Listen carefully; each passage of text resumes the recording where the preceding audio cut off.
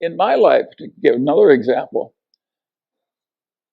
the Mungers would have twice the assets they now have if I hadn't made one mistake of omission back in the 1970s.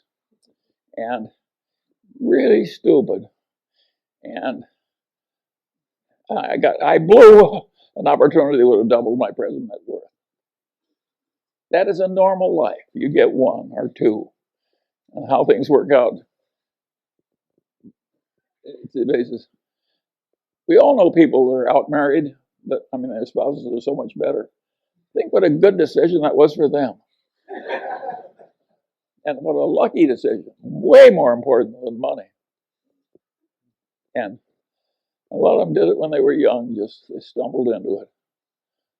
Now, you don't have to stumble into it. You can be very careful. A lot of people are wearing signs, danger, danger, do not touch, and people just charge right ahead. That's a mistake. Well, you can laugh, but it's still a horrible mistake. And it's been fun for the people on this board to know one another and work on these oddball things and to handle life's vicissitudes. Of course, it's very peculiar that we're so old. I mean, imagine a place where Gary Wilcox is one of the young men. And his wife is still a golf champion, but that's not because she's good when she's old. I mean, yeah, it's an amazing group, and that's an interesting example too. Imagine being as old and as impaired as I am, and having a pretty good time. How does that happen? Well, that is another story. I can tell a couple of other stories too, because you like stories. Here's an apocryphal story that is very instructive. A young man comes to visit Mozart. And he says, Mozart, he says, I want to write symphonies. And Mozart says, how old are you? And the man says, I'm 23. And Mozart says, you're too young to write symphonies. And he says, but Mozart, he says, you were writing symphonies when you were 10 years old. Mozart says, yes, but I wasn't asking other people how to do it. Now there's another Mozart story.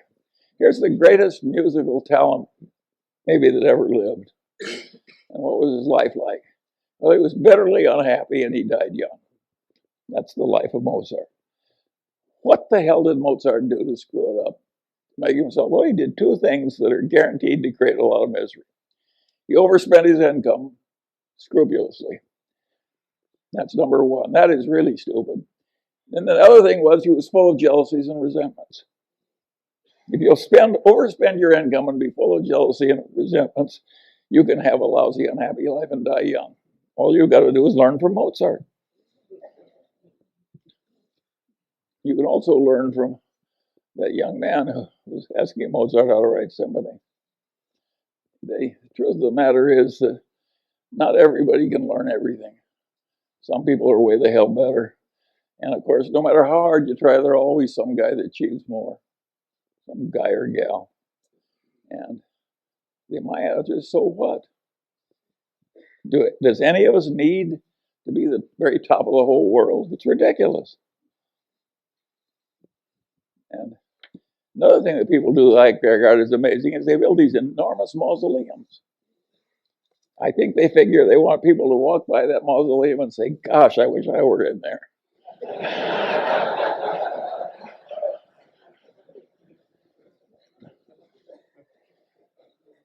Anyway, you can see we've had some fun as we go along. And it's worked so well. But if you actually figure out how many decisions were made in the history of the Daily Journal Corporation or the history of Berkshire Hathaway, it wasn't very many per year that were meaningful. It's a game of being there all the time and recognizing the rare opportunity when it comes and recognizing that a normal human allotment is to not have very many. Now, there's a very confident bunch of people who sell securities who act as though they've got an endless supply of wonderful opportunities. Well, those people are the equivalent of the racetrack tout. they're not even respectable. It's not a good way to live your life to pretend to know a lot of stuff you don't know and pretend to furnish you a lot of opportunities you're not furnishing. And my advice to you is avoid those people, but not if you're running a stock brokerage firm. You need them. But it's not the right way to make money. And, and this business of controlling the costs and living simply, and that was the secret. How much money? Warren and I had tiny little bits of money. We always underspent our incomes, and we invested, and well, if you live long enough, you end up rich. It's not very complicated. And now there is a part of life which is, how do you scramble out of your mistakes without them costing too much? And we've done some of that too. And if you look at Berkshire Hathaway, think of its founding businesses: a doomed department store, a doomed New England textile company, and a doomed trading stamp company. Out of that came Berkshire Hathaway. Now, we handled those losing hands pretty well, and we bought into them very cheaply. But of course, the success came from changing our ways and getting into the better businesses. And it isn't that we were so good at doing things that were difficult. We were good at avoiding things that were difficult, finding things that are easy. By the way, when we bought the Daily Journal, that was easy. What we're doing now in this software business is difficult. But due to the accident of these good associations and the fact that these old colleagues have lived so long, we're doing pretty well in the new business. It has potential. And it's fun to do. And how many declining newspapers have hundreds of millions of marketable securities lying around and a new business with some promise?